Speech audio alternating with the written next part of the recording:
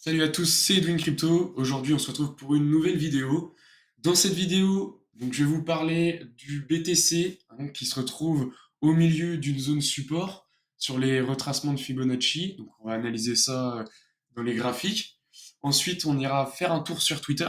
On va parler d'un document. Donc, c'est une très good news, hein. C'est des instituts financiers qui injectent de la liquidité dans les stablecoins. Donc on ira voir ça sur Twitter. Et après, on ira faire un tour sur ENJ, donc une crypto-monnaie, la narrative gaming. C'est une crypto que j'ai investi dedans. C'est un projet qui est notamment très en galère ces temps-ci. Donc la narrative gaming, hein, pour le moment, c'est vraiment pas ça. À voir, hein, quand il y aura l'alt season. La narrative gaming repartir à la hausse, même si logiquement, enfin dans les bull runs précédents, c'était d'abord Bitcoin, ETH, Solana. Ensuite, ça se déversait dans les altcoins. C'était la narrative RWA, qui, là je parle vraiment que d'altcoins, euh, qui pétait en premier. Et après, à voir, hein, ce bull run là, qu'est-ce que ça va donner, quelle narrative en première va péter à la hausse. Donc, ça serait intéressant de surveiller ça de près dans les analyses graphiques. Donc avant de commencer sur la charte du BTC sur BitGet, je voulais faire un petit tour sur CoinGlass encore une fois. Donc en termes de Open Interest, on voit encore, hein, que le BTC domine les marchés. On pourra aussi voir dans une prochaine vidéo la dominance BTC-ETH. Donc comme je disais, pour l'instant c'est Bitcoin, c'est lui qui lead le marché pour l'instant. Quand la liquidité du BTC va se déverser dans ETH, hein, sur ETH, pardon, et bien là, on va pouvoir parler d'une alt season qui devrait pas tarder à arriver, hein. Donc ça sera positif, hein, quand ETH va reprendre de l'intérêt, qui pète à la hausse. Ça va être intéressant parce qu'il y aura Bitcoin qui aura fait son ATH, donc ETH qui reprendra de la dominance et qui chopera, j'espère en tout cas, un ATH minimum 6 000 $. Ça serait vraiment le minimum, hein, que je souhaiterais. Et ensuite, après ETH, hein, comme je vous l'ai dit en début de vidéo, c'est les altcoins qui suivront derrière. Donc on se retrouve sur la charte, hein, du BTC sur BitGet. Donc, comme je disais, j'ai retracé les Fibonacci. Donc c'est ici, hein, c'est dans l'outil ici. Mettez retracement de Fibonacci et au milieu d'une zone support, les 0,38 de Fibonacci. On atteint cette zone-là. En fait, c'est pas une zone, enfin, c'est plus un range. En fait, on vient ranger dans cette zone-là, hein, entre deux lignes de Fibonacci. On peut voir, on a fait plusieurs touchés, hein. 1, 2, 3, 4, 5, 6, 7, 8, 9, 10, 11 touchés. Et puis en haut, ouais, on a 1, 2, 3, 4, 5, 6 touchés. Donc, voilà, hein, le but, ça va être vraiment, là, on se trouve au milieu du range, hein. Pour trader en futur, c'est vraiment pas top. C'est ce qui est déconseillé, hein, clairement, parce qu'on peut pas savoir si en fait on va grimper ou si on va descendre. Et en termes de SL, hein, de stop loss, eh ben, il faut bien le targeter, hein. Donc là, le but sur BTC, ça serait vraiment qu'on vienne de grimper, donc là, venir toucher comme les fois précédentes. Euh, la ligne 0 des Fibonacci, donc les 105, hein, ça correspond aux 105, qu'on vienne, voilà, en haut du range et qu'on vienne faire notamment un pullback, voilà, et briser une neckline ici, faire un pullback et péter à la hausse. Donc après, hein, pour les traders en futur, leur SL, ce serait notamment de le mettre, vous voyez, là c'est parfait, hein, vraiment, en termes de retracement, on voit bien qu'on est venu liquider ici, hein, sur les 0,7 de Fibonacci. On est vraiment venu toucher et repartir direct. Donc, c'est vraiment pour liquider euh, ceux qui longuent. Donc on se retrouve sur Twitter, Génération Crypto, donc c'est un compte que je suis relativement beaucoup sur Twitter. Ils font beaucoup de news.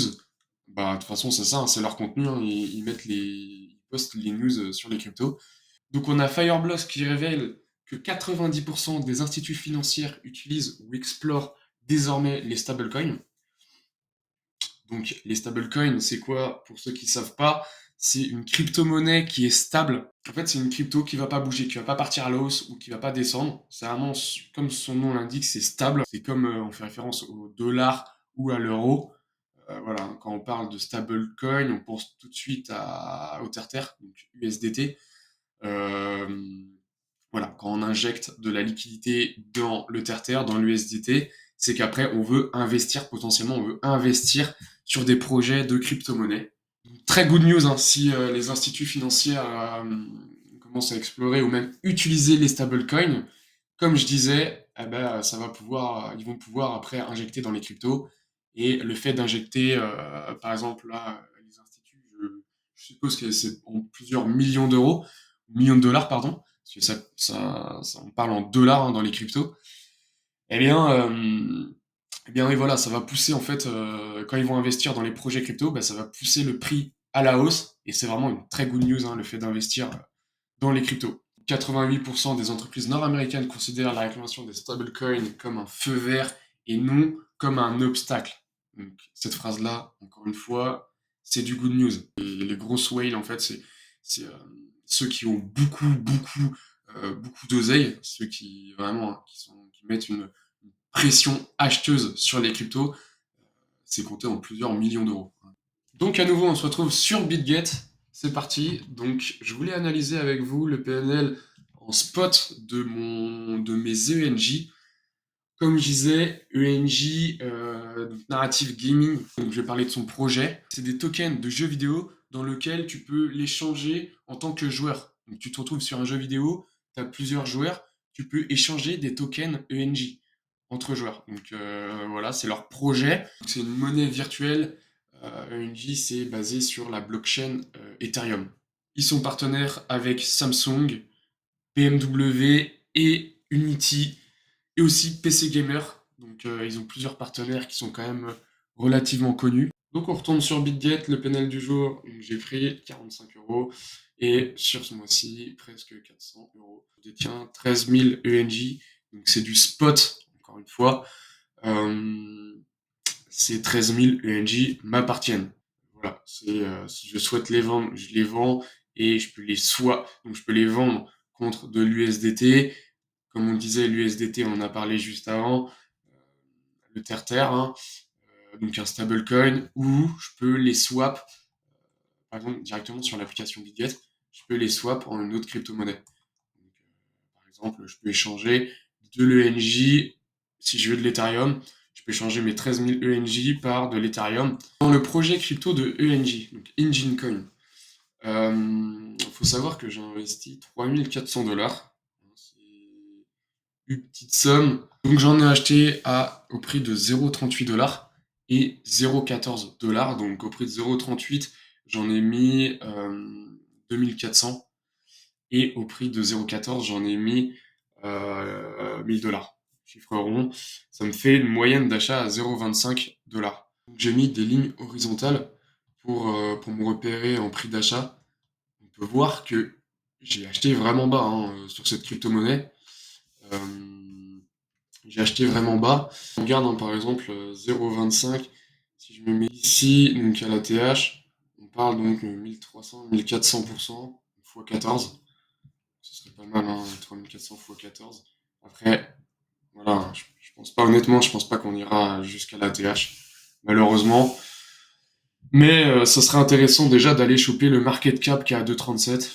Et market cap qui est à 2,37, ça ferait, ça ferait un 700% x 7. Ça serait relativement intéressant. Donc je voulais vous le passer sur BitGet, sur la chart BitGet. J'ai fait un rectangle. C'est comme ça que ça se nomme dans les intitulés à gauche. On voit qu'on a fait plusieurs touchés. Hein, encore une fois, quand il y a plusieurs, normalement c'est 4 touchés de mémoire. On peut retracer un range en fait. On vient ranger, donc toucher le bas du range, toucher le haut du range comme on peut le voir. Et là, le but du jeu, ça serait de réintégrer ce range-là. Le but du jeu serait vraiment de venir monter et réintégrer le range, faire un pullback dessus, donc sur les 0,20, et aller chercher le haut de range, qui signifie au 0,40, un peu plus, ou à 0,43, comme on a pu faire hein, les fois précédentes. Après, si on peut le péter comme ici, directement à la hausse, ce serait vraiment top. Mais voilà, ça reste à voir. Je surveille de mon côté, moi, sur TradingView. C'était tout pour cette vidéo, j'espère que ça vous a plu. Dans les prochaines vidéos, je pense analyser l'Ethereum et vous parler, comme j'ai fait là avec ENJ, de combien j'ai investi, je pense que je vais dédier une vidéo où je parlerai vraiment que des targets de Fibonacci sur ENJ, sur Ethereum et sur Artrade, donc ATR, donc un token de RWA où je vous en reparlerai dans d'autres prochaines vidéos.